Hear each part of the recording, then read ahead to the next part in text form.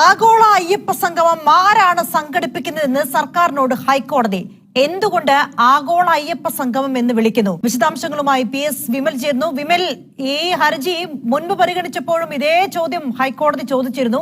ഇതിന് സർക്കാർ നൽകുന്ന വിശദീകരണം എന്താണ്? ഹൈക്കോടതിയുടെ ഭാഗത്തു നിന്നുള്ള ചോദ്യങ്ങൾ എന്തൊക്കെ?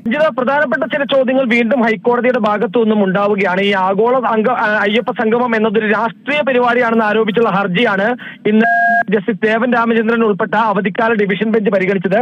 ഈ ഹർജി പരിഗണിക്കവെയാണ് ചില ചോദ്യങ്ങൾ, അതായത് പ്രധാനപ്പെട്ട ചോദ്യങ്ങൾ. ആരാണ് അയ്യപ്പ സംഗമം സംഘടിപ്പിക്കുന്നത് എന്നുള്ള ഈ ചോദ്യത്തിന് മറുപടിയായി സർക്കാർ പറഞ്ഞത് ദേവസ്വം ബോർഡാണ് സംഘടിപ്പിക്കുന്നതെന്നാണ്. ദേവസ്വം ബോർഡിന്റെ പ്ലാറ്റിനം ജൂബിലി ആഘോഷത്തിന്റെ ഭാഗമായിട്ടാണ് ഈ പരിപാടിയെന്നും സർക്കാർ അറിയിച്ചു. എന്നാൽ എന്തുകൊണ്ടാണ് ഈ ആഗോള അയ്യപ്പ സംഗമം എന്ന് വിളിക്കുന്നതെന്നാണ് കോടതി ചോദിച്ചത്. എന്തുകൊണ്ടാണ് ഈ പ്ലാറ്റിനം ജൂബിലിയും അയ്യപ്പ സംഗമവും തമ്മിലുള്ള ബന്ധം? ഈ ദേവസ്വം ബോർഡിന് ശബരിമല മാത്രമല്ല മറ്റ് ക്ഷേത്രങ്ങൾ കൂടി ഉണ്ടല്ലോ എന്നും കോടതി ചോദിക്കുകയുണ്ടായി.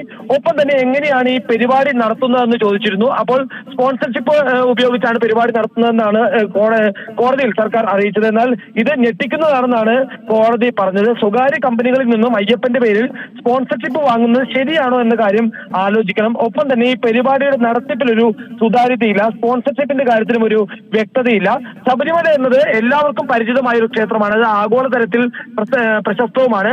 അങ്ങനെ ഒരു ക്ഷേത്രത്തിന് അതിനെ ആഗോള തീർത്ഥാടന കേന്ദ്രമാക്കാൻ ഇത്തരം ഒരു പരിപാടിയുടെ ആവശ്യമുണ്ടോ എന്നും കോടതി ചോദിച്ചു. ഒപ്പം തന്നെ ഈ പരിപാടിയുടെ നടത്തിപ്പ് രീതിയുടെ കാര്യത്തിൽ സർക്കാരിനും ബോർഡിനും വ്യക്തതയില്ലെന്നാണ് കോടതി വിമർശിച്ചിട്ടുള്ളത്. ഒപ്പം തന്നെ ഇതൊരു രാഷ്ട്രീയ പരിപാടിയാണ് എന്ന് എങ്ങനെ പറയാനാകുമെന്നും കോടതി ചോദിച്ചിട്ടുണ്ട്. ഇക്കാര്യത്തിൽ ഹർജിക്കാരനും വ്യക്തതയില്ല എന്നാണ് കോടതി ചൂണ്ടിക്കാണിച്ചത്. എന്തായാലും പരിപാടിയുടെ സാമ്പത്തിക ചെലവുകളും ഫണ്ട് സമാഹരണവും സംബന്ധിച്ച വിശദമായ റിപ്പോർട്ട് വേണമെന്നാണ് കോടതി ഇപ്പോൾ പറഞ്ഞിട്ടുള്ളത്. ദേവസ്വം ബോർഡിനും സർക്കാരിനുമാണ് ഈ നിർദ്ദേശം നൽകിയിട്ടുള്ളത്. ഇരുവരും മറുപടി നൽകണം.